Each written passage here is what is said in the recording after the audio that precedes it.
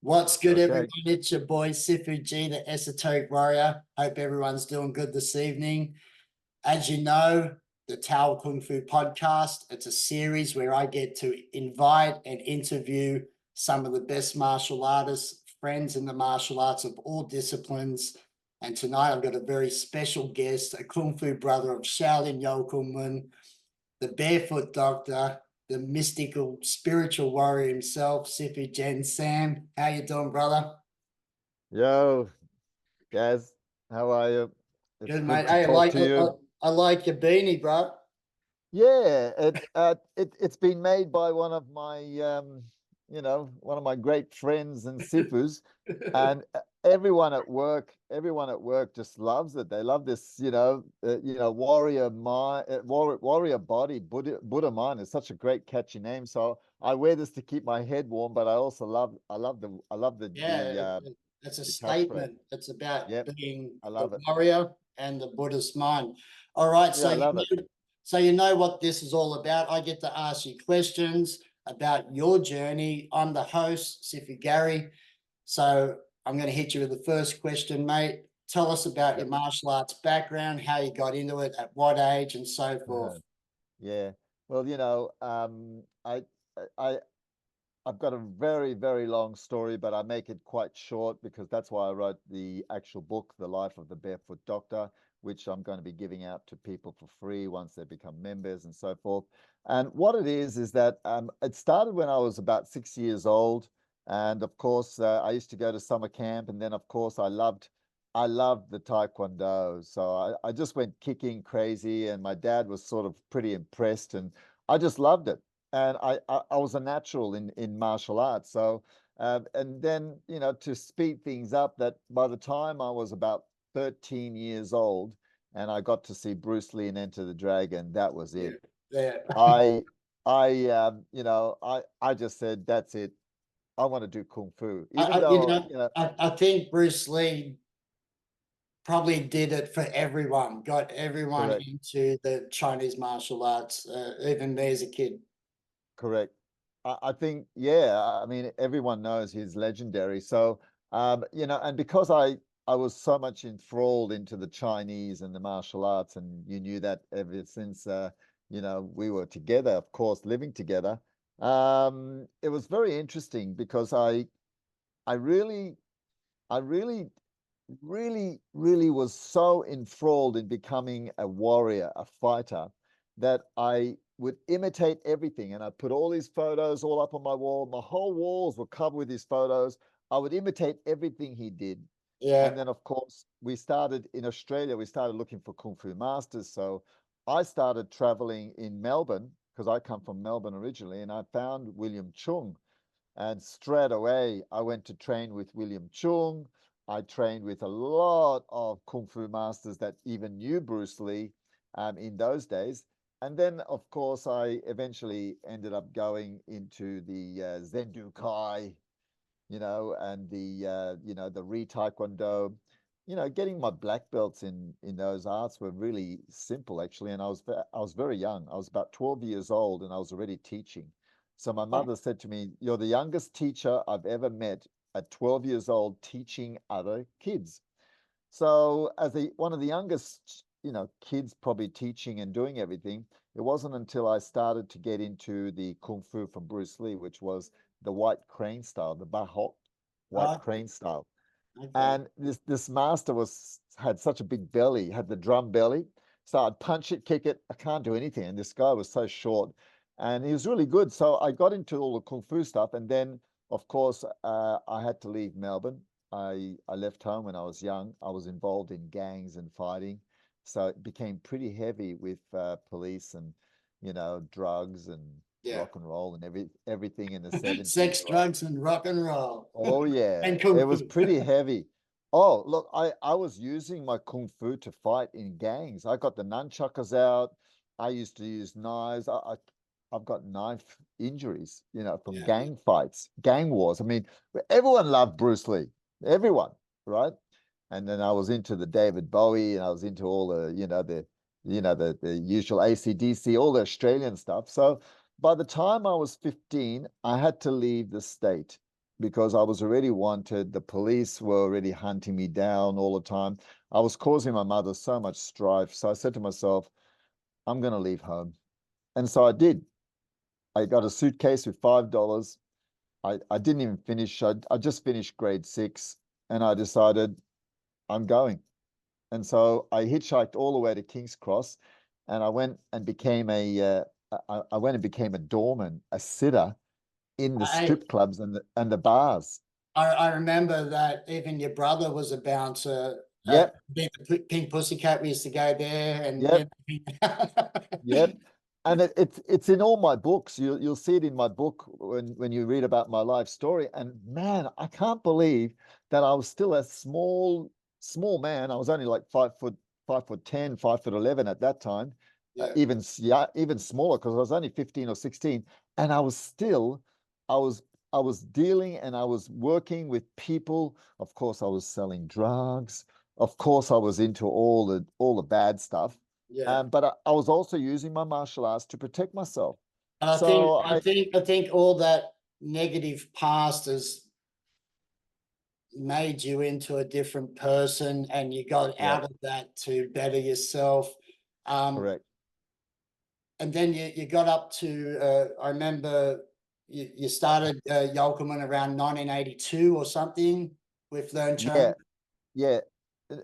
Yakumun was, yeah, it was huge for me. I started in the early 1980s. I can't exactly remember the exact dates or times, but when I started with Learn Chung, I went to Cheng Chak Fei. I went to all the different kung fu's from Bar Hawk to Yeah, White Crane, everything, yeah, Double Dragon, yeah, and yeah. I loved them. They were all good, but there was something about Learn Chung that was Absolutely, really absolutely. attractive to me. Well, And of course, I liked the school.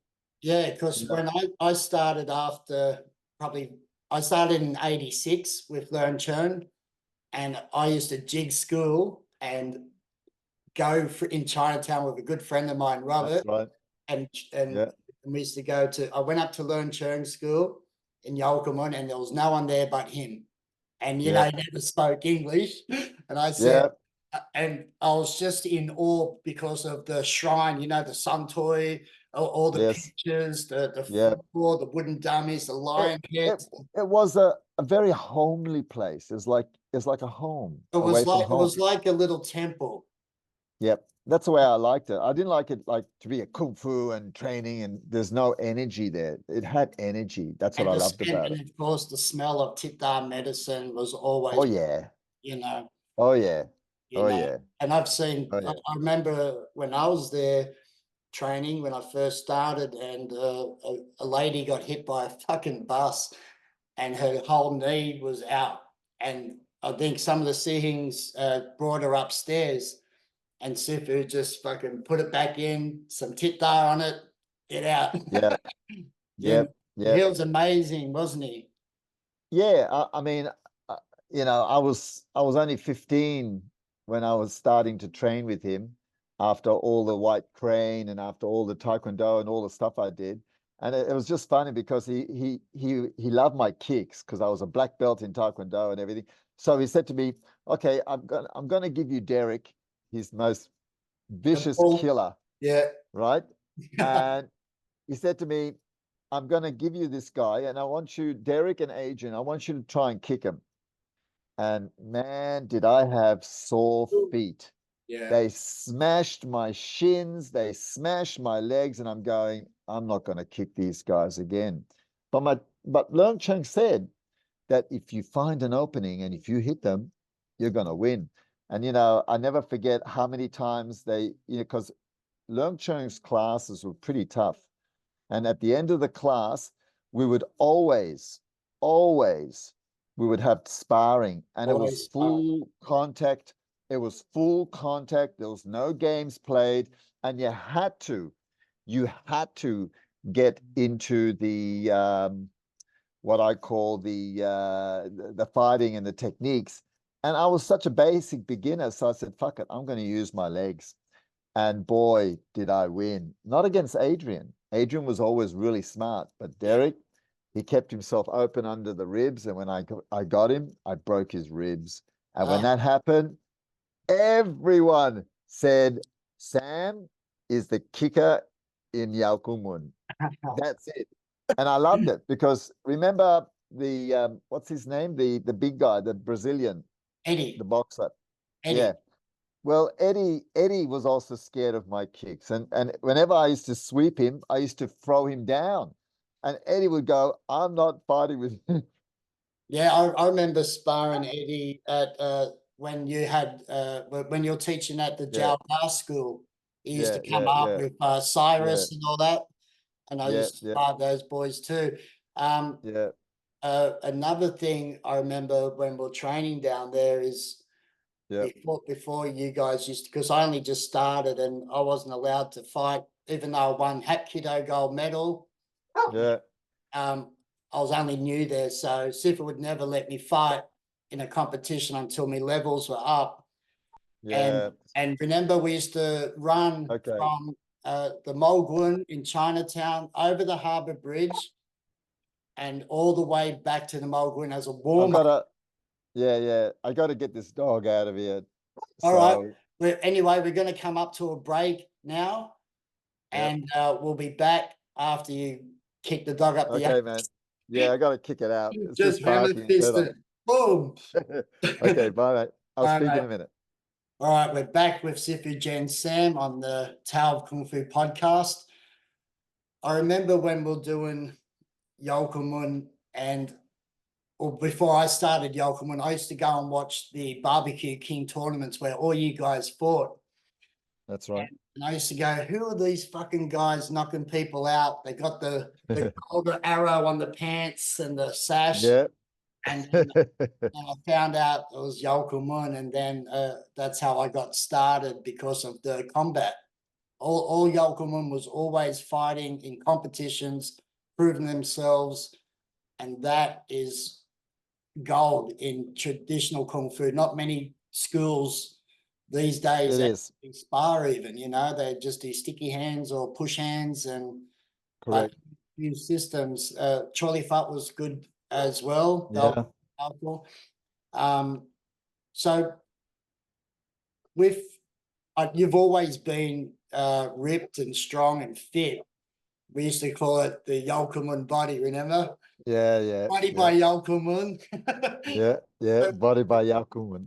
so what strength and conditioning do you still do today uh, out of Yolkamun to keep your fitness?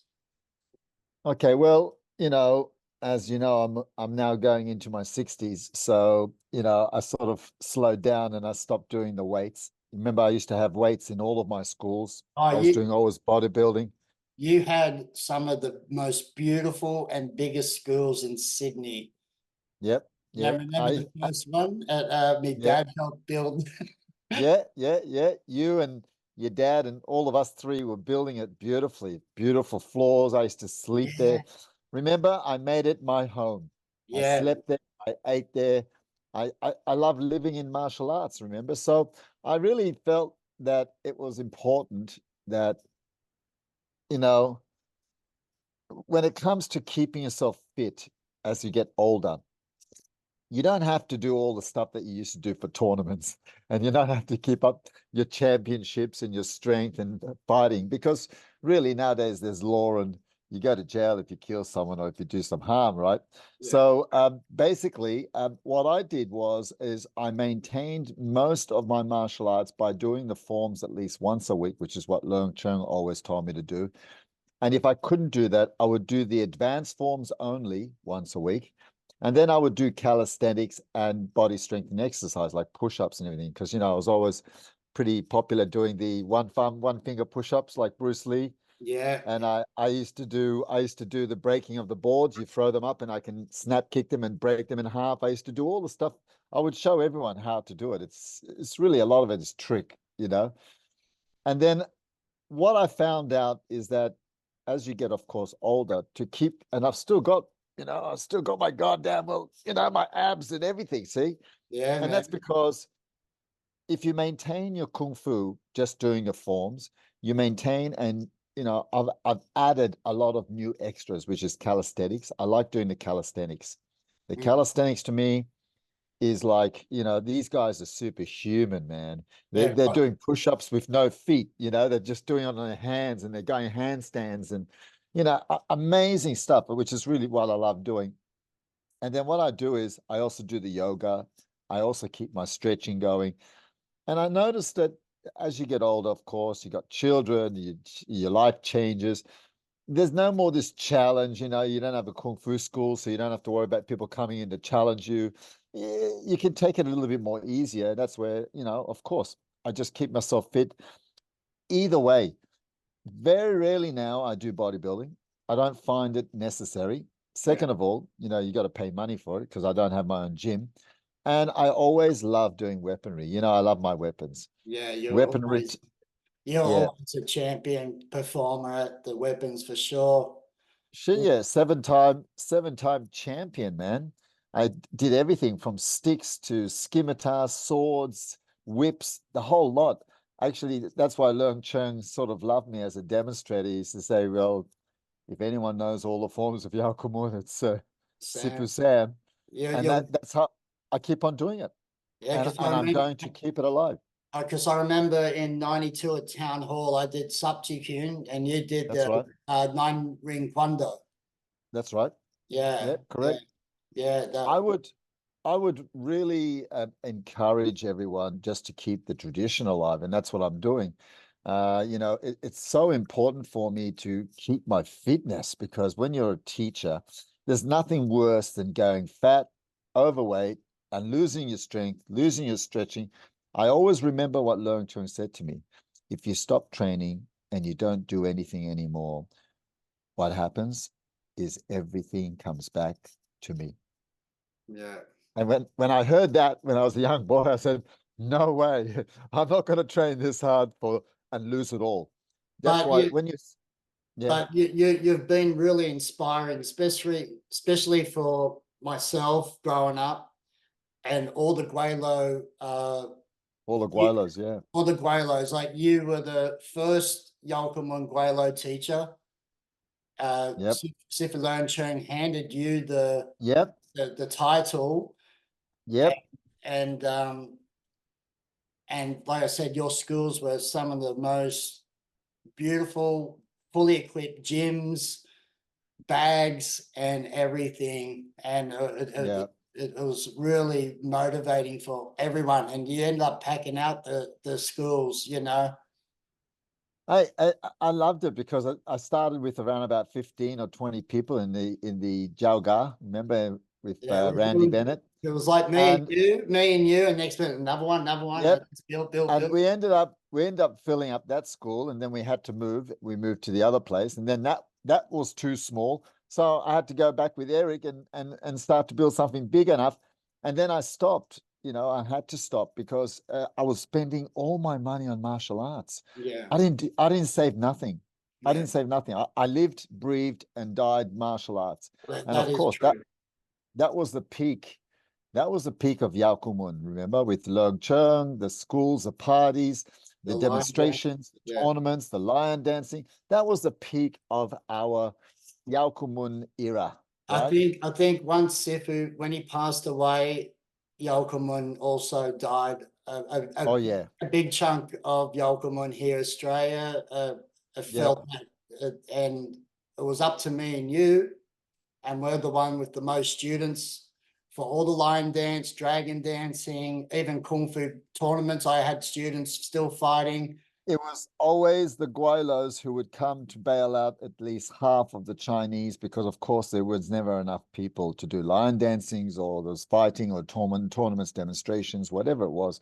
And you're right. The big issue in those days for especially the Guilos is that it was very hard to be accepted. And it Mhm. was very hard to be not just accepted, but to be part of the brothers, right? Yeah, And the Chinese still maintained a bit of a, I am Chinese and you're never going to be Chinese and you can never be like us. yeah. And you know what? I proved them wrong. You've proved them wrong. And the And thing we're is, still going, and we're still of pushing course, Pokemon, you know? yep. Yeah. Well, that's the thing. Um, our heart is exactly where it's meant to be.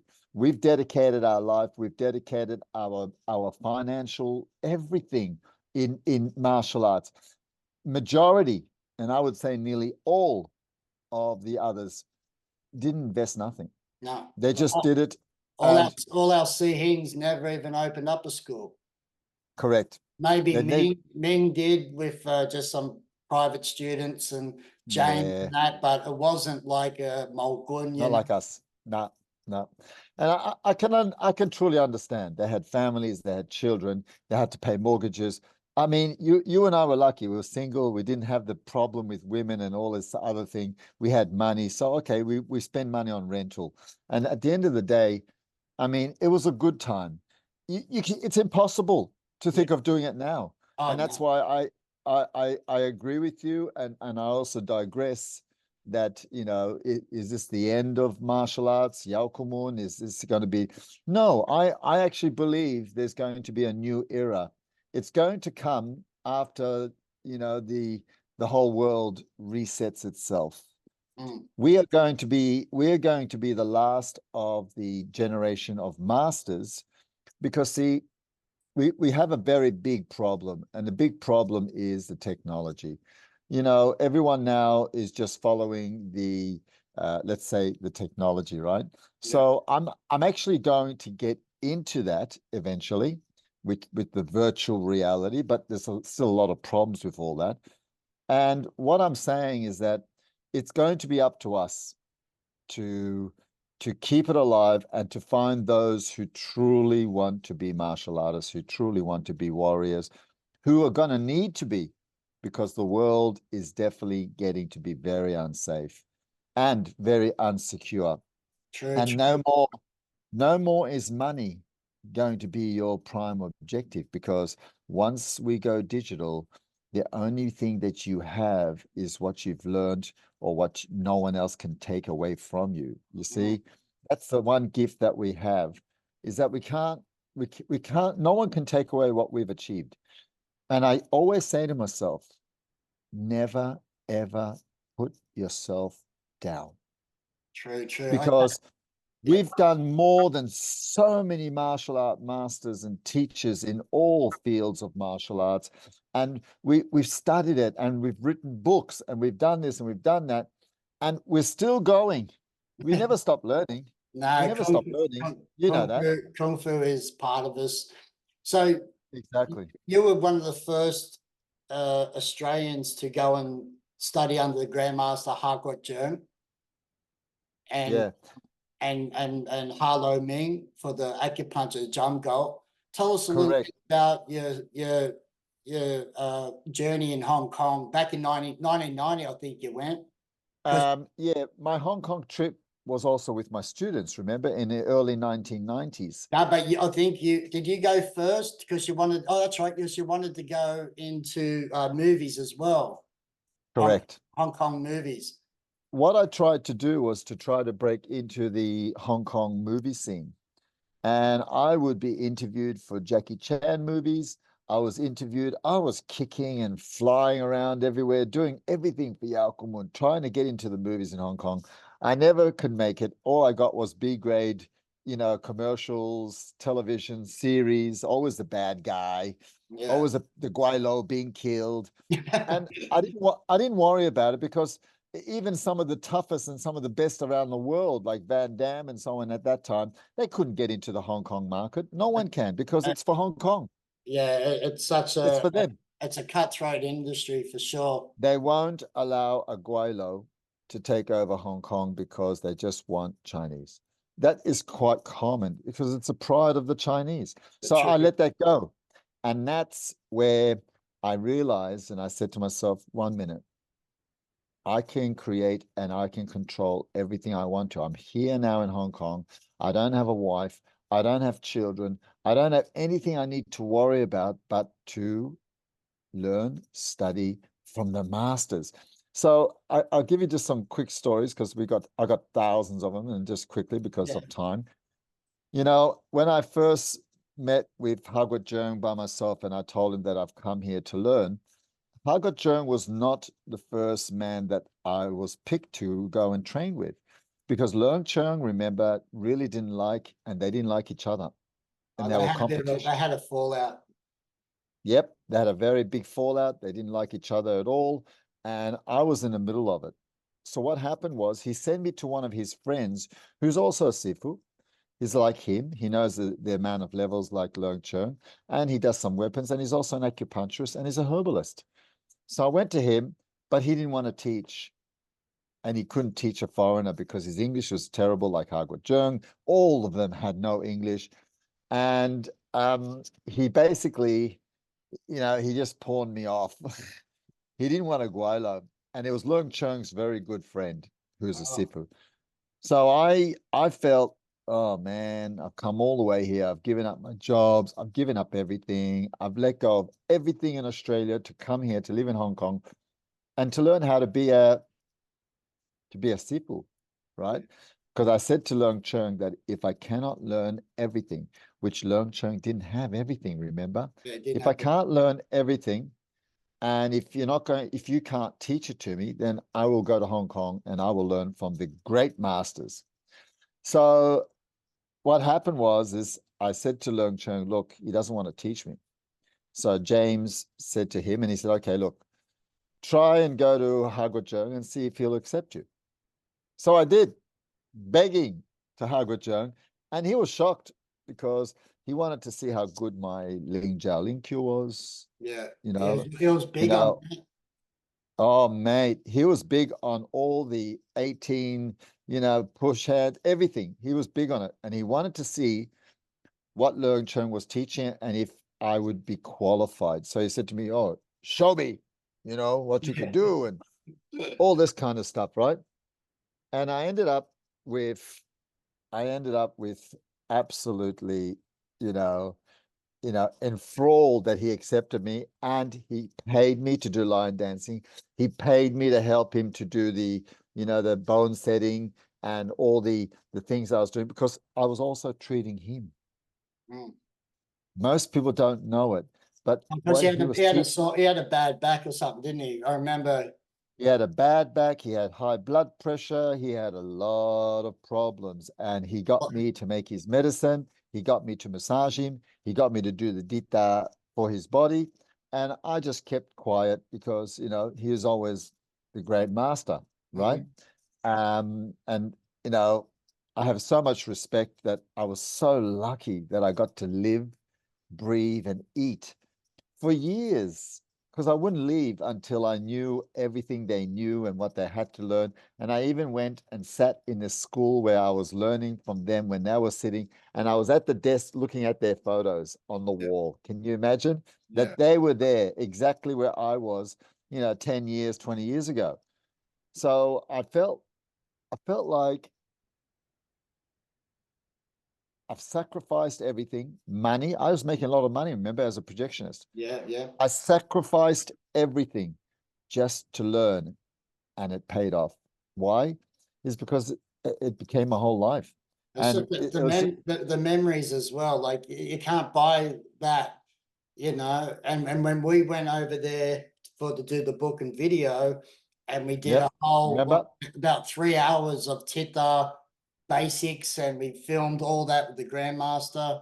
That Yep. was so good. I've got the interview still. We've still got the interview, Yeah, remember? with Hardgood With Hago Chung. And And Hataki. how Ducking. Yep, yep, yep. I've still got all this stuff that needs to be translated, that needs to be eventually put online, which I will get because now I have an editor that's working with me. And I've got a Chinese man who's coming with me to Hong Kong this year. This Chinese guy is the one who's helping me to build up and to make all my websites and everything that I'm going to come out bigger and better than I ever did before. Why? Is because I now have people who know what they're doing.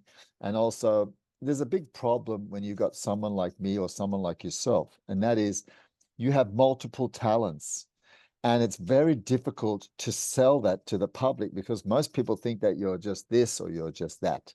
Yeah, But what happens when you're three or four things? What happens when you're five, six things? We are multi-talented teachers who are in the healing and health industry. We're also in the spiritual, and we're in the martial arts. And then, of course, we do bodybuilding and nutrition.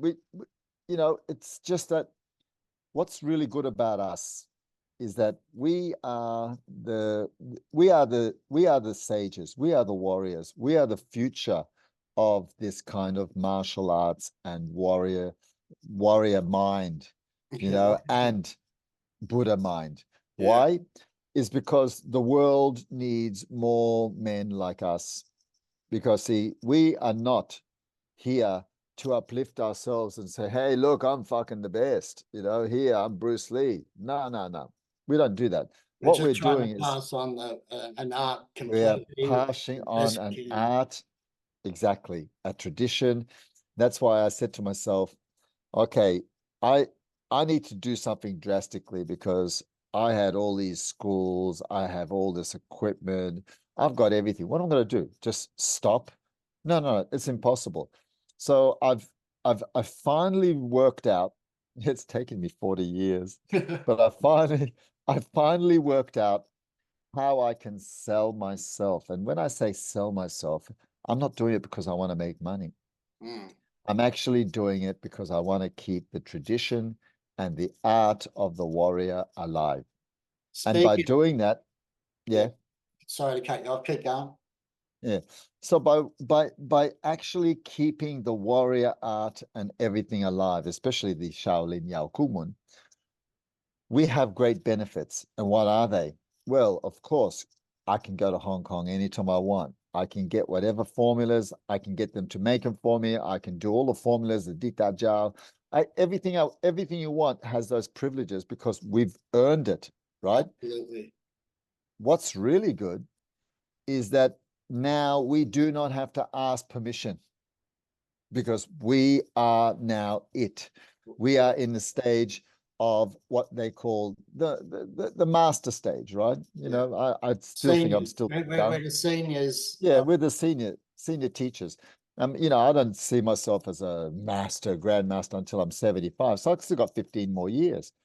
And I don't feel, I don't feel anything. I don't have this, oh, I'm too tired or my back's hurting. I can't do it. I still do the splits.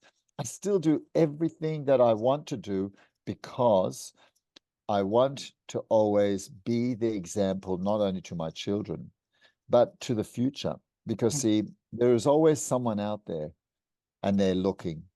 And when I was a young boy, and I loved the Shaolin movies, and I used to go with Leung Chung to the Jet Li Shaolin movies, and it Yeah. was so good to sit down beside him and talk to him, and to say what I can in Chinese, and how much I love the Shaolin style, And Leung Chung would look at me, and he'd say, "Yeah, it's nice," and I said, "No, I want to do it.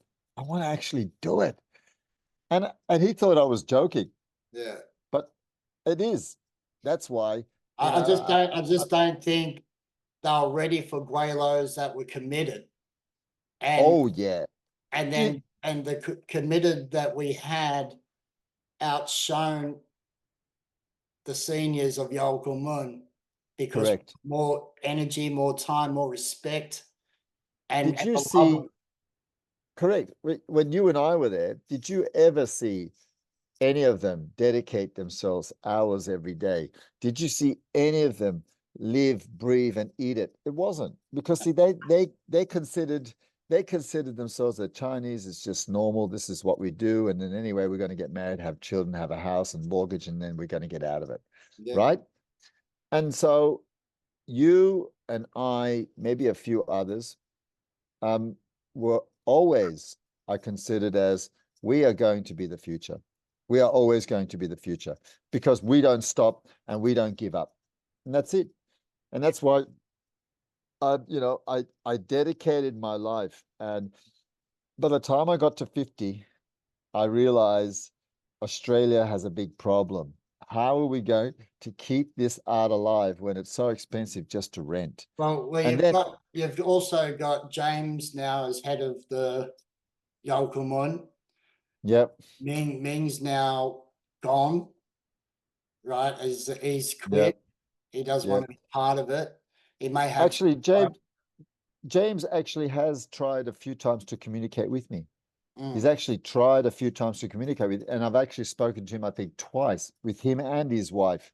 And it wasn't about coming back or anything. It was just about what are you doing and what's happening with the Alkumun. And he just wanted to find out because he would have heard a lot from Hardakin, because I go to Hong Kong almost every year now. Yeah. And that's where Hardakin is like, oh wow, this is great.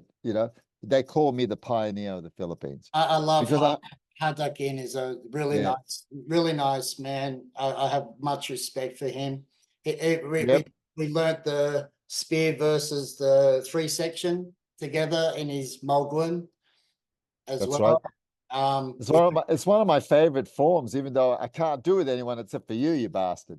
You know, I learned it with you, and I've got the video of us doing it and everything. And I'm going, I wish I could really demonstrate and do that properly, because that's one of the best ones that I love doing, especially yeah, the forms. that was a beautiful And man. my best forms, the best forms that I like are the stick forms, the stick fighting weapons. Mm, I mean, they're simple. I've learned with the Alkumun, and it can either be complicated or simple. I've learned that simple is best. Why? Is because, see, when it comes to fighting, especially real fighting, it's always the simple that gets it, not the complicated, not the full-on more cure, blah, yeah, blah, blah. just One punch minute, good. just punch.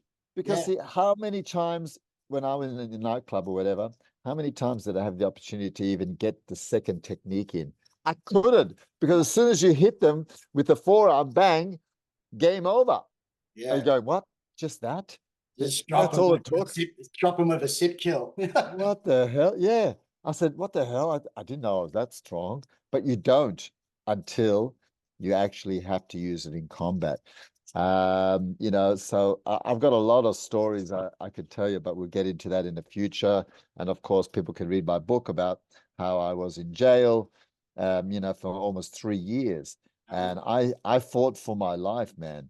And boy, have I told people if it wasn't for martial arts, Because I would. I rang you up when you're in jail in Yeah, the you Philippines to did. see if you're Yep, okay. No, yep, see, I always yep. got your back, brother.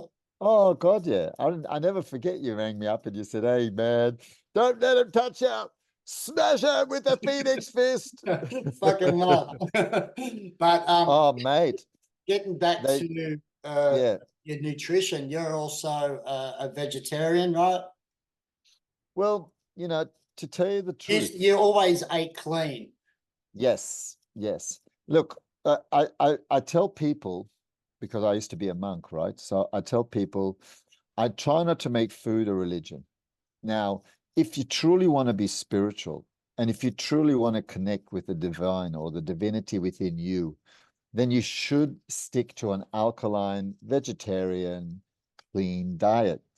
Now, that's almost become impossible now, thanks to the usual, industries GMO. and pharmaceuticals and GMO.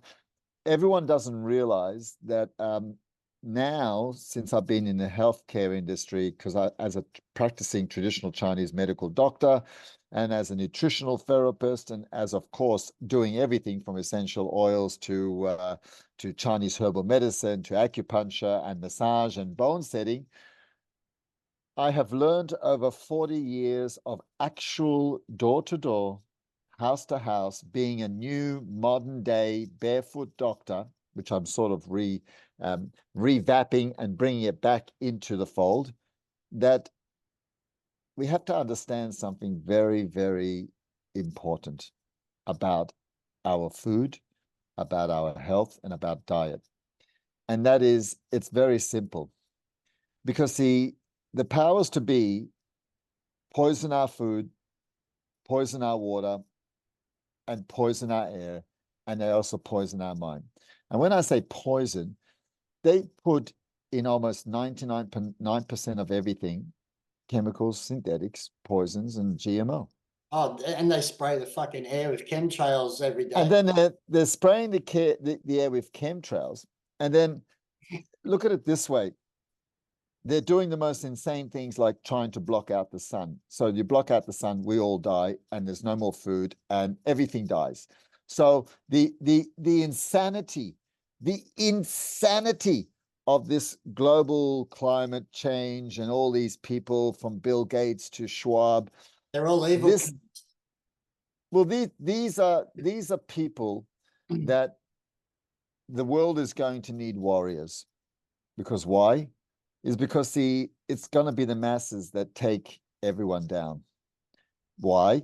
Is because I say it very simply. Show me anyone who's willing to drop their cell phone. And I'll tell you now, if you can't throw away your cell phone, you're not ready. You're not ready to be a warrior, because see, the cell phone is actually the thing. Can you imagine if there was no cell phone? There would be no pandemic. Can you imagine if there's no cell phone? You wouldn't know no news. There would be no news. The only news you'd ever hear would be on the news. And even if that was on, people don't believe that anymore anyway. True. So at the end of the day, I see myself, and that's why I call myself a Shambhala warrior, because it's a legendary prophecy from the Tibetan Taoists and the Tibetan Buddhists, who said that there will come a time when the world is destroying itself and when people do not ever have any more emotions or any more feelings to look up and to talk to people. Everything is going to be on cell phones. Everything's going to be in your brain. You're going to be an absolute cyborg. Oh, And that Elon Musk is trying that neuron link. of course, Consciousness. listen, and that. What a fucking joke. they're gonna get everything they want. Yeah. And the reason is because they're going to sell it the same way they sold the cell phone. And I know for a fact, as you and I have been growing up and we've been watching it, is that you can't stop it. You can't stop this robots, this technology. You can't stop it. So people ask me, oh, what are we going to do? So No, I'm the going to people, keep it. the people need to wake up. Well, And let me then tell you something. when they do, it's going to be way too late. That's exactly right. And that's why I say to people, if you haven't woken up by now, you are already gone. Yeah, true. You understand? Yeah. So I said to myself, like I've been telling a lot of people, and this is what I'm going to do, and I'm going to keep more of a bit of a surprise, is that I'm developing a way that it's not to convince people, it's not to get people to wake up. I'm developing a way to speak and to tell, or to at least share with you, the possible remedies that you can do that you don't have to be part of it. And I'm going to go pretty deep into it eventually one day. And when I get the websites and everything up, I'll be teaching everyone how to purify and how to detoxify and how to chelate and to open up your pineal gland. You see, you cannot do this and you cannot ever succeed to awaken. Now, there's two different sections of this so-called spiritual awakening or woke or enlightenment. There's two things. Someone who's awake, let's just talk a little spiritual with warriors. Yeah. Someone who's awake doesn't need to be saying it. That's the first thing. Okay? You'll never hear me saying, I'm awake, I've done it. No. Let me tell you something. Anyone who says that, he's already not awake. Okay? Second, if you have anything to do with, let's just say, society, or let's just say money, let's just say community, you're also not awake. And I'll explain why. You see, if you haven't worked out already that you're part of this matrix, this illusion of Maya, then it's taken me 40 years to wake up to this illusion that everything you do is absolutely meaningless. Well, the because Buddha it's said part, that too, yeah, right? And correct. if you don't know, Sam is also a Buddhist. We actually we used to look Yep. after and cook for a Buddhist. What was this guy's name? Yeah, it's well, there's a few monks that we used to look after, but The one down near Sifu's yeah, house. yeah. We cooked for him at the Yeah, retreat. yeah. He's still got his monastery. What's his name? Binda. Antipalo. Kantipalo. I could never get his name. Bhikkhu, Bhikkhu Kantipalo, because they use Sanskrits, Yeah. right? And yes, yes, I have a very long line from since I was, a 19-year-old as a Buddhist monk. Because Um, you know, you're the Theravada Buddhism, not Mahayana. no, no, Theravada, which means the forest, living in the forest, monks, Yeah, because and simple. you did go to that retreat, that Buddhist temple in Yep, North Sydney. yep, I yep. remember And I was a monk. I drove you there. Yep, yep, yep. Now, they have influenced me, but you know what I tell people? You know, whether you're Buddhist, Taoist, Hindu, Muslim, Christian, Jew, it doesn't matter what you are. We all know that there is something divine within us and without. And all we have to do is, and this is a secret that everyone should know, that everything you need to know is just within you. You don't need anything else. Yeah. And that's why I've also stopped my, I stopped my wanting to know more. Because see, when you're awakened, it's not about how much you know, it's about how much you're willing to let go and to just be. Mm. You see, I've spent all my life, like you, doing the martial arts.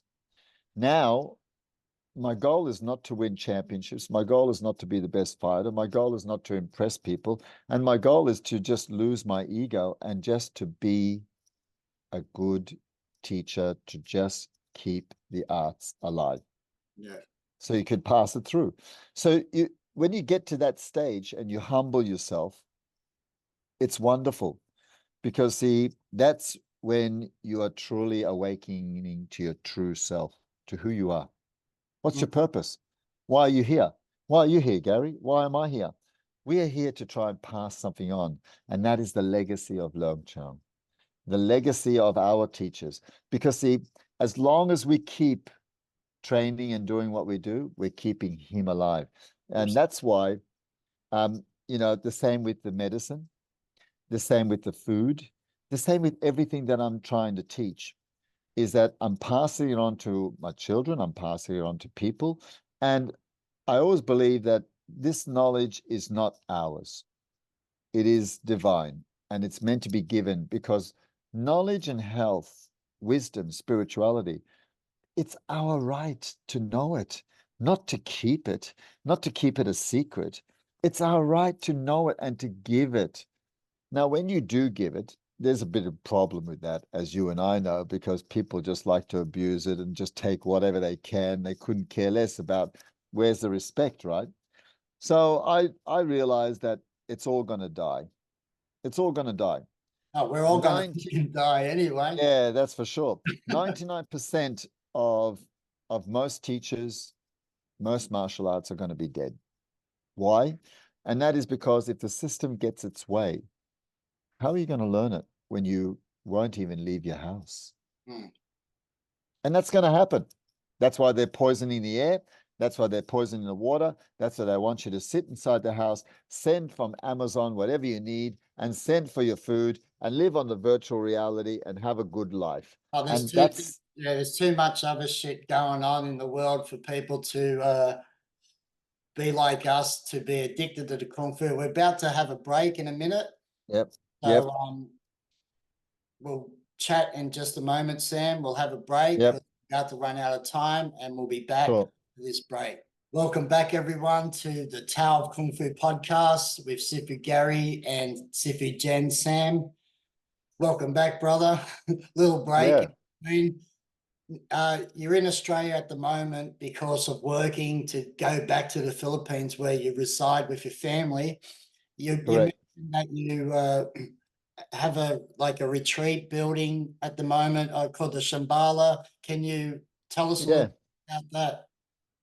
Well, you know, going back just before the pandemic, my dream was always to give my children and to give myself a place what I call sanctuary and a place where I can train, a place where I can be myself. And I've been going to the Philippines for over 30 years. So it's not a place that I'm a stranger to. Of course, I have children there. Of course, I've been married, and of course, I've got a numerous amount of partners, as I've got plenty of children. You've got And of course, you got a tribe. You can have your own yeah, lion dance, man. oh yeah, oh yeah, that's for sure. Because I've got now I've got 14 children altogether with my new wife.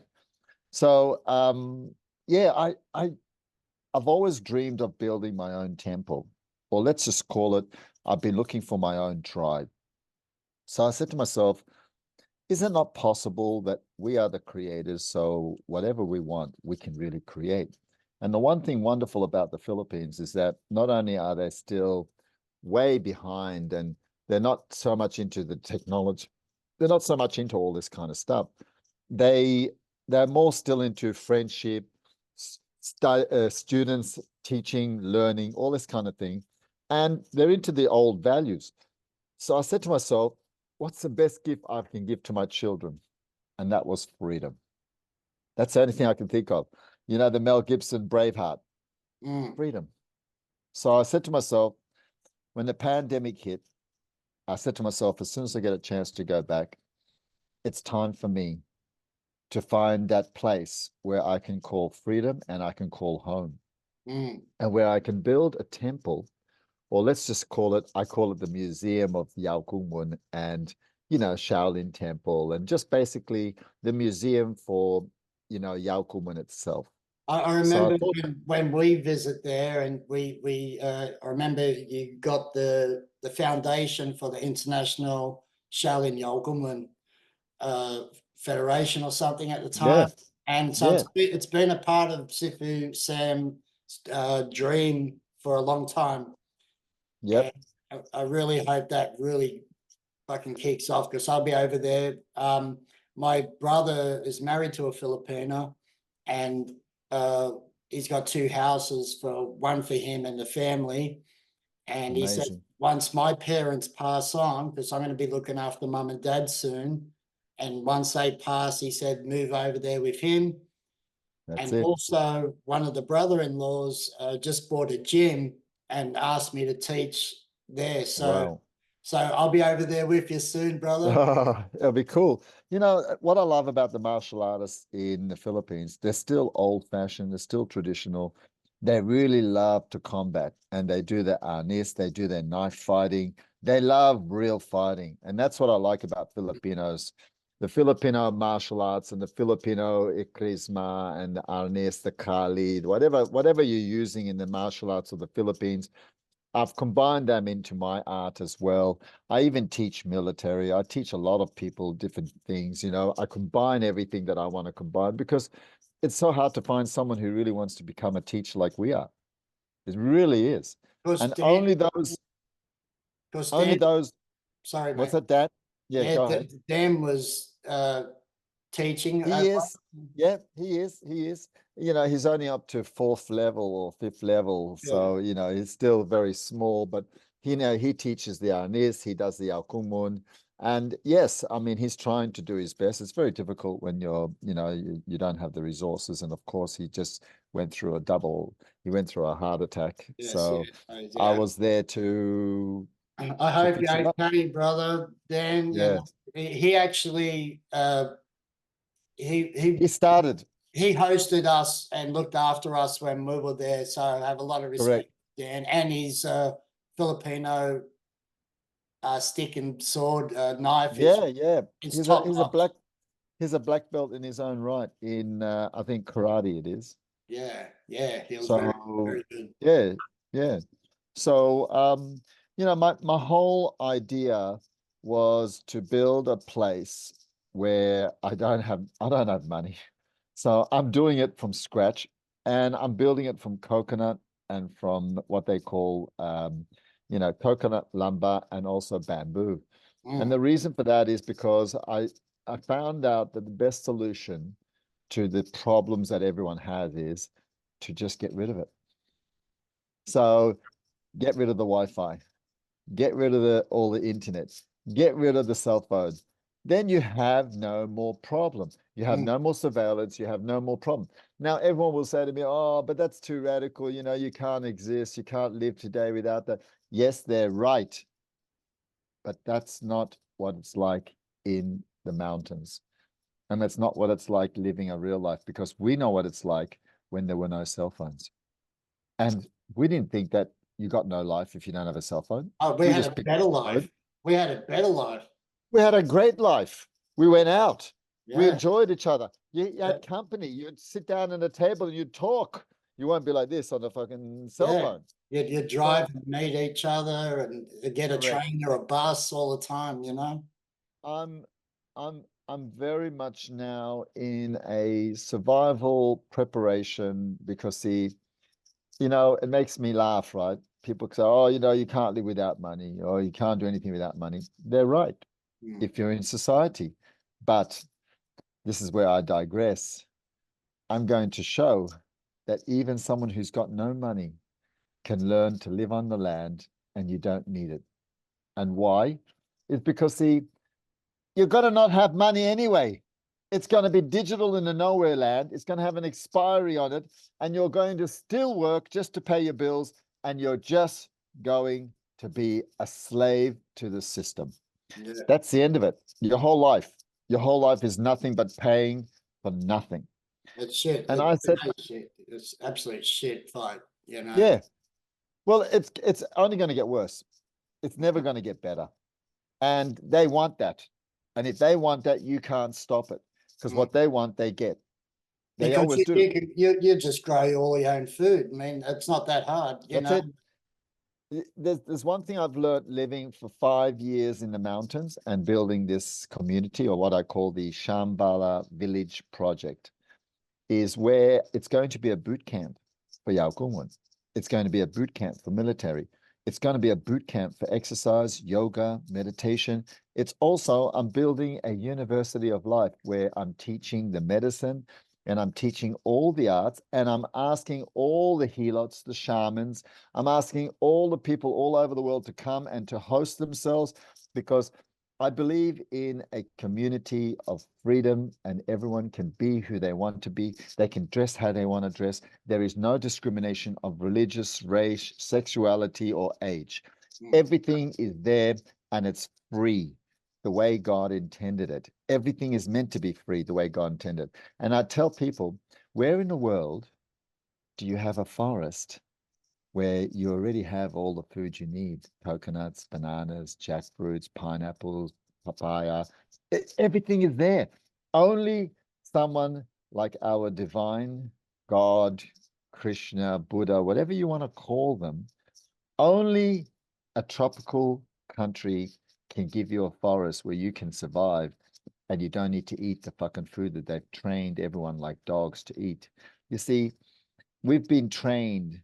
Everything you've been taught for the past 150 years is all about listening to what they tell you you should eat.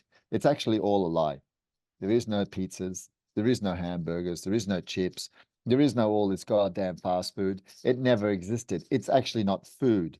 It's just toxic chemicals put together in a way that it's so addictive that once you're addicted to it, you can't stop, just like coffee. You see, they've created humans to already be robots because whatever they say, people follow. And that's Absolutely. the problem. Even organic food, it's still fucking You're spray. finished. Yeah. Yeah. Yeah. They're There's no putting there's no real uh, there's no real now organic unless you go to a now farmer's market. you But have to go to a farmer's market or you got to grow it yourself. yeah, That's correct. you know, And but that's why, even the organic, they're still hitting them with antibiotics and all sorts of oh shit. yeah. Oh yeah. They won't tell you and they will never tell you. And they're going to put the bugs into everything. They're going to do everything. So when you're looking at martial arts, if we look at it as teachers, how the hell can you perform as a really good martial artist if your health and all the food is poisoned and shit? Oh, you And this couldn't. is why I decided to build my own sanctuary. I've followed like in the lines of you know, Sadhguru.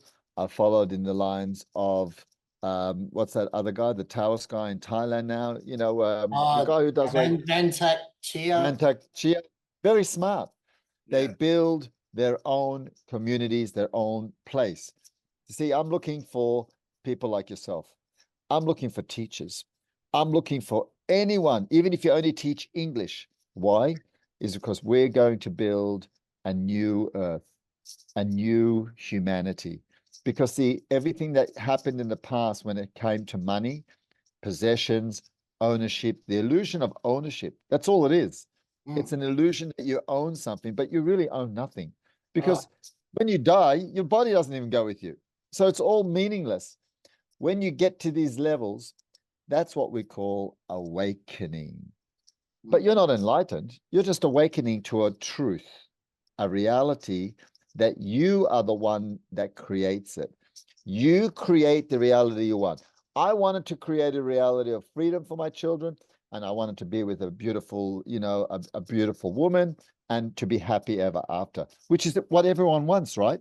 But how many people are willing to sacrifice and to change? And they're the three philosophies I've been teaching, even my students: change, adapt, evolve. Because my dad told me that, and he was military, and he said, "You are the most powerful human if you can change, adapt, evolve. Don't get involved in countries and money and societies and communities. All these things are bread and circus, designed to keep you in their system, like football in Australia and like football in America, like hockey in Canada, like soccer in Europe. All this is the Roman Empire still doing what it's been doing for thousands of years: bread and circus, divide and conquer." Even That's politics. the truth. Yeah. That's the truth. That's the truth. And they couldn't keep on, they couldn't keep this hierarchy of kings, queen, princesses, emperors. It didn't work anymore. So we created government. They're the ones who pull the string, and people will think that they're with them because they're voted in, and they're not voted in. There is, I tell everyone, even here in Australia, let's face a fact, who's been voted in? Who voted for this guy? Who voted for the one before? They were never voted in. They were brought in because it's just by vote in the cabinet. Look, even the voting system's bullshit. Oh, everything, everything. That was already picked before the votes. Like everyone knows that. And that's why we have to learn. This is what I've learned now that I'm in my 60s. I've learned that you must look after yourself, your family, and your tribe. Why? Is because if you try to follow or try to please other people, you're only going to go down with them. And that's why when the pandemic came in, I went straight into the mountains. Never had any problems. Never had to do nothing. I never had to comply. And do you know why they had and everyone complied and 5 billion people did? Is because now they're only starting to realize that they've all been conned. Yeah. Now they're all starting to realize you've been poisoned. And now they're only starting to realize that, my God, we've been lied to. What do you mean? You've been lied to from day one you were born. True, true. And that's why Yeah. I'm coming. When I start to come out, and the only reason I haven't gone online yet, and I haven't gone online for nearly 5 years, was because of my setup in the Philippines. So much money, so much of my time and effort, of course, my children, my own personal problems, and then, of course, the books and the videos that we are going to release. There's tons of them. Everything is going to come out. And on top of all that, I've had my own personal hard work that I've had to do to awaken to my true personal purpose of why am I here? And I started to stop challenging myself, wanting to be the best acupuncturist, the best herbalist, the best bone setter, the best kung fu teacher, the best this, the best that. Nah. I stopped it. I said to myself, enough is enough. I am the best. I'm good at what I do, and that's all that matters. And now what I'm doing is trying to find my tribe, trying to find that freedom, because the world's going to split. it's going to split so bad in the next 1 or 2 more years, you will not be able to recognize it. And Yeah. the reason is it's all got to do with one thing: money. Oh, it always, isn't it? You can't, you can't, you Everything that, can't, you can't no, even, you can't even live these days. Like just paying yep, the house off by myself, no, no, impossible. The impossible. the bills, the Yep, insurance, yep, correct, the rates, correct. food rates, No, land rates. Like you can't keep up. You need to be on like two hundred thousand everything dollars. everything is by design, Gary. Of And it's course. not just Australia, as you and I know. It's all over the world. It's actually even my wife, my asawa in the Philippines. She just told me recently, she says, honey, the money you're giving me years ago, we used to be able to buy a lot of stuff. Now, even in the Philippines, everything is going up and up and up. And I don't know how Filipinos are surviving. They're not. And this is by design. So you and I, you got to realize something. You can't fight this because, you never hear about it, right? But I tell everyone, the problem with everyone is they're all trying to kill the snake by cutting off its tail, by cutting it off. No one goes for the head of the snake. Did you notice that no one talks about the thousands of trillionaires who Mm, own and run the country? No one talks about them. They're not allowed to be online. They're not allowed to be on the air. They're not allowed to be on the media. They're not allowed to be on television. There's nothing you will see about the Rothschilds, nothing you'll see about the secret families that no one knows about that own half of the world. of course. Now, we have allowed that because we've allowed them, to separate us and to divide us. So I believe that it's only through people like ourselves who are warriors, who are truth seekers, and who are fighting for humanity will be able to uplift and find our tribes where we can live in peace and harmony. You won't be able to stop the technology. You Well, won't be able to stop the money. You won't be able to stop all the poisons and the fast foods. No one's going to be able to do that. Why? Is because they've already got they're all 5 in on it. billion. They're all in on it anyway. Correct. You Because they know. like it. They Yeah. actually like it. You can't stop them. How do you tell someone if they're already addicted? You can't.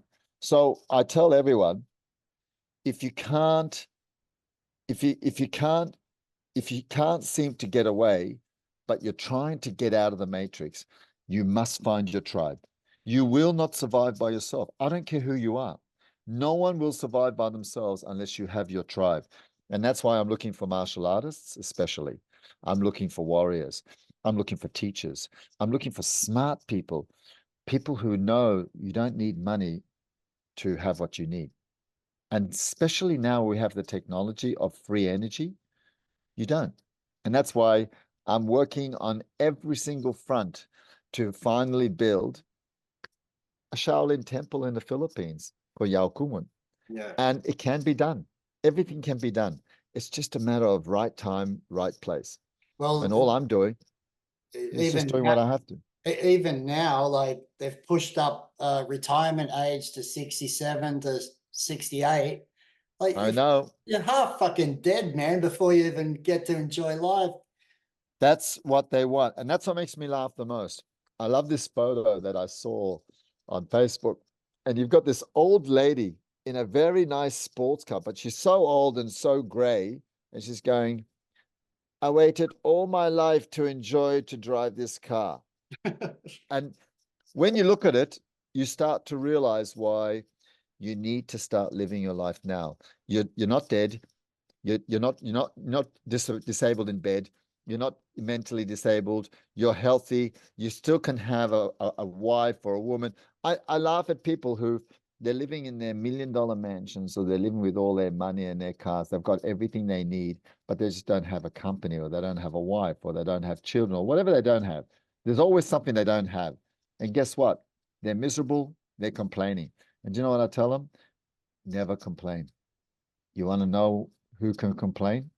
A woman who's in a cardboard box in the middle of a city when it's raining with children on her breasts trying to survive, even Yeah, just to get rice. it's And shocking. You're complaining as Australians, a lot of Australians complain when they're getting $500 every goddamn week. They don't have enough. See what I mean? Yeah, yeah. So that's why I got out of Australia. I only come to Australia to work, make my money, and I take it over there. It goes a lot further, and it's helped me to build Shambhala Village. And when it's ready, which should be by the end of this year, at least the administration, the Kung Fu, and the medical side, and the storage, what we call survival, food storage side, then we're ready to start accepting those who want to come there. And I give them free land on my 10 hectares of beautiful, pristine waterfalls, lakes, water. We got free water. It's one of the last places left on earth where I'll it's be it's definitely not there to destroyed. visit and help you out. Wait until you see it. You're going to go, that's it. I'm not going to live in the city. You don't want to live in the city. I don't want it anyway. It's too noisy. So I'm very sensitive. whereabouts in the In mountain? Davao, Whereabouts? Davao Oriental, Davao Oriental, which is right in the mountains with the Mandaya clan. I live with the tribes. That's what I like about it. You know, anything you need, the tribes will help you with.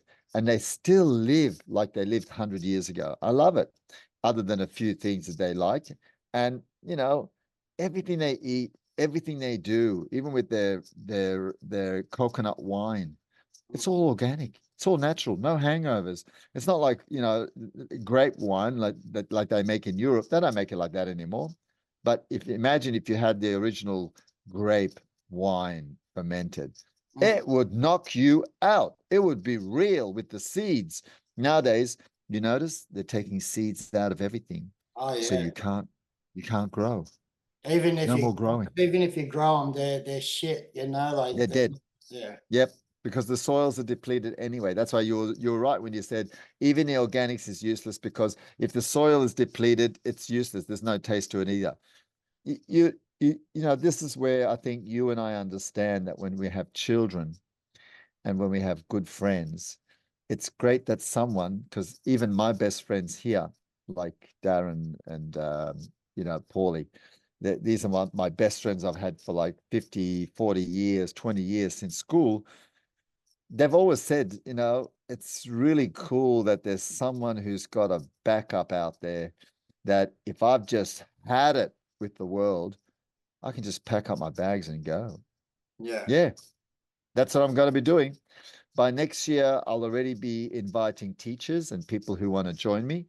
And by 2026 and 2027, I'm expecting to already have the full Shambhala Village project and university up and running, which is going to teach everyone pressure points, acupuncture, herbal medicine, bone setting, everything that I've learned. And I'm going to invite other great masters and teachers from Malaysia, Hong Kong, China, all the Shaolin masters. This is what I dream of doing, and I'm going to achieve it because I've still got another 40 or 50 years to go, and Let's I'll hope do it. let's hope you fucking live that long. I probably won't I, though. I don't care. I don't care. I will do whatever it takes. That's why, of course, I'm very, very heavily into fasting. Sometimes I do 3 days no food, and then 4 days I will eat. But the reason I do that is because I go into very heavy meditational retreats, and I just sit and meditate. I focus. I do my yoga. I do my tai chi, my qigong. These are the things that all kung fu masters do. Everyone knows it. Kung fu masters don't go around doing this full on, kung fu fighting and hard stuff and breaking. What for? What are you going to take on an army? They just got a gun. They go. Now they got a laser on a drone and they just kill you anyway. It's Exactly. useless. Absolutely useless. The martial arts today is really all about discipline for yourself, because if you discipline yourself, the secret is that you are a lot easier and you are more capable of becoming enlightened, because the all warriors who fight for justice are also inside very spiritually driven, and their spirituality is what makes them go towards the divine, which is what? Peace, humble, love, respect, and honor. And that's Oh, why I love those. at the end of the day, it's just you don't want to fuck around anymore with bullshit. You know, I try to get away from it all. I mean, But apart from stirring the pot, as in with me martial arts, like I speak from the heart. I've always done that, yeah, and yeah, it does get up people's asses or whatever. But mm, I'll always speak the truth. And at the end of the day, at this age, I just don't want anything to do with this yeah. bullshit anymore, you know? You have to, yeah, sometimes you have to understand everyone is unique, everyone follows their own desires. That's why there's so many different type of teachers. I used to wonder also, how come, why would you study from this idiot? This idiot that actually knows nothing. But we really don't know. And I've learned to be just humble. Why? Is because at the end of the day, no one is the best. No Mm. one is the ultimate. No, there's And always we're all like that. human and we all get old and we have the privilege to get old. And at least if we can still keep on doing our martial arts until we die, which is my dream, to do it until I die, standing there and just Same me. turn over, I said it to a no few problem. students. I said, Yeah. if you find me or hear that I'm dead in the backyard or in my gym, At least don't you got cry, the weapon with you. don't ever cry because I died fucking training, man, and that's all I want Yeah. to do. Yeah. Just make sure you got a kwando or a sword or a sit. And just, and just when you fall down, just hold it and put a smile on your face. No, I just died just with just fall on it, like he died by falling on his own sword. That's pretty no, funny. but Hardcore Jung also he died at the part training, right? Yes. Yep. Yeah, that's So how you see, I just want to go out doing something I love rather than I'm stuck in a bed wasting away. So yeah, Kung Fu for me is to keep yeah, mentally, yeah, of it helps mentally sometimes, course, but of course. physically it keeps the body moving. And that's the most important thing because Yep, a lot of friends I have true. just sit on the couch. They're non-martial artists. They used to be footy players and now they got beer guts. And if you're going to be running spiritually, you got to be clean inside as well, right? The energy needs to Correct, be as pure as possible. Otherwise, correct, it's, correct. yeah, I think it's a Well, lot well, harder. this is what I tell a lot of people when they ask me about enlightenment, when they ask me about monks and gurus and everything, and whether you believe it's all real or fake. And do you know what I say to them? I say to them, okay, let's be a little bit, let's be a little bit realistic. Isn't it that since the days that you cannot even recall, all the sages, all the philosophers, all the healers, Hippocrates, all of them, all the monks, all the gurus, all the yogis, all this, all the monks in Europe, all of them have 4 or 5 things in common. Do you know what it is? One is that they all are spiritual and driven by spirit. 2, they all have one common denominator, and it's all to do with the breath, breathing. Of course, the quality of breathing. Yeah. 3, they all, it doesn't matter who they were, it doesn't matter where they came from, they all meditated. 4 is that they all, at those days, they all had pure and clean food and water and fresh air. And 5 is that this is the important part, is that they always knew that they can communicate with their inner divinity because that was their strength. That's why a lot of people ask me, oh, they all see me on the internet with no beard, nice short hair. I look so good. I look so wonderful. And I say to them, yeah, but that was the look that I wanted everyone to see me as I was a barefoot doctor and I was doing medical. And if I was dressed up and if I was like this, which is sort of surprises me because everyone in society seems to have this sort of stigma where they see that if any man who's got long hair and he's got a long beard, he's either a hippie or a bum or he's like a guru or something like that, right? And that's by design, designed by the what I call social engineering, the people who brainwash people, right? Now, I tell people, you're religious, right? Oh, yeah, I'm Catholic. Oh, yeah, I'm this. 1 minute. You're Catholic. Your religion. You love Jesus, right? What did Jesus have? Beard, long hair.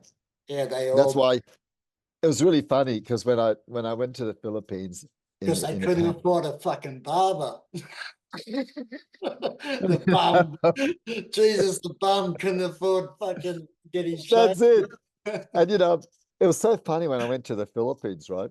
Because my hair was, of course, darker and all this was dark before, when you start getting to your 60s and 70s, it all starts to go white. And I would walk around without a hat or anything. And all I would do is I'll show you. Now, tell me, who do I look like if this is all dark? I know who you look like. Moses No, or no, Samson? you look like Charles Manson. Yeah, yeah, exactly. Even in that case, all I had to do is just go on a street in the Philippines and just go, food, food, you know. So it just surprises me that, everyone in the Bible all had beards, long hair. Abraham, Moses, Jesus. Yeah, oh, but Even the this, Sumerian, you see, yeah, all had the long, yeah. But and even also even not the her, Sumerians, Babylonians, the yeah, Nephilims, all of them had beards. Actually, it's interesting. All gods, even the pagan gods, all of them have beards, long hair. because Look at the hair is an antenna. an antenna. And it's already been proven, and now it's already scientific. I've Well, already got the evidence. then poor me, I'm fucked. I'm good, bro. I just have to Please, please, can you build me an antenna onto my head? just a couple You of know that Martian? I got The more Martian? hair in my ear. It's so funny, but you know why, don't you? It's because of all the good food you used to eat when you were younger. I know what you used to eat. Bloody hell, fucking hell. Oh, I used to do a lot of bad things, oh but man. anyway, brother, we're coming up Yep, to finishing. Oh, it's been an yep. awesome chat. It's always We great could to catch chat up with you. forever. There'll be a lot more to come, of course. Exactly. This will be only the first one. We're gonna have to catch up again, and we'll Yep. talk some more shit later on. Yeah, yeah. What we do is that, like I said to you, it'll be really wonderful to get all the students and people who want to ask us questions on martial arts or whatever else they want to learn, or how they can get better in developing a Phoenix Fist, which I've developed the Phoenix Fist push-ups. You know, people don't know how do you develop the Phoenix Fist really well. I've got a great push-up system where I develop my Phoenix Fist, and you do it in a way where you don't end up with calluses and everything. Remember the cotton palm? Yeah, Remember? Because if you do too much of the hard, you're going to end up with problems like ha hon that's hong. why That's why I didn't do it. always keep saying start with rice. It's soft, Yep, and yep. just always I Then go to beans. always go Yep. back to the soft. Yep, Always go yep, back yep. to You the soft. have to, because if you don't have your dita jiao, if you don't have your wine and your dita jiao and your medicine, you are going to have a lot of bone and internal arthritic problems. The funks up. Yeah, So absolutely. I've always remembered the story of Hao Hun Hong from Hao Gut Jung. Yeah, So I yeah. never forget that. And I said, oh no, I'm not doing that anymore. Screw that. And let's face it. Let's face it. Are you ever going to get a chance to ever use it? Unless you're Probably. fighting in competition. But at our age now, I And think, even then, an our age, forget it. I mean, if they're going to be zombies and we have to kill them, that's great, but that's not going to happen. well, if I'm You at know the what I mean? retreat and I have to kill a fucking pig, I'm gonna have to kill a pig, bro, and just fucking smack it, Or get, I need some or, food. or get that Oh, cow like, or get that cow like Hao Hong did and rip his head off. all right, brother. I gotta eat. I gotta eat my beef. Hey, that's It's been great. a pleasure. I'm so It glad has, you've been on. brother. Always a pleasure. Looking forward to our next meeting. And of course, let's We've stay got in so touch. much more to say. Like we've Of done course. so much This is uh, just the beginning. This is in just the life beginning. together. We've traveled. Oh yeah. We've done so much, and that will be another topic. What happens Oh in the yeah. Philippines stays in the Oh yeah. Philippines. Oh yeah, yeah. Well, we'll always talk about certain things because we could talk for hours. So it'll be good because I'm sure a lot of the new students and I'm sure a lot of people are going to want to hear stories that we've had in Hong Kong, China, Hagokjung, Philippines, wherever it is. We got plenty. Our next one, I'll talk about when we're in Zhengzhou. Remember, we went to Oh yeah, karaoke and yeah, they came out with meat cleavers. Remember, yeah, we're in those yeah, little, we thought we're in these yeah. little booths and they wanted us Oh to my pay for food. God. But oh man, Yes. we had to find our fucking way out. Anyway, Yep. fella, it's about to finish, and Yep. thank you so much for coming. You look after yourself. Until next time, we'll chat anyway a little bit later. We will. You have a All great the night. best. You have Look a great. forward. You have a great night, Take bro. care. See you, bro. Always. See you, mate. Take care. Bye bye. Ciao.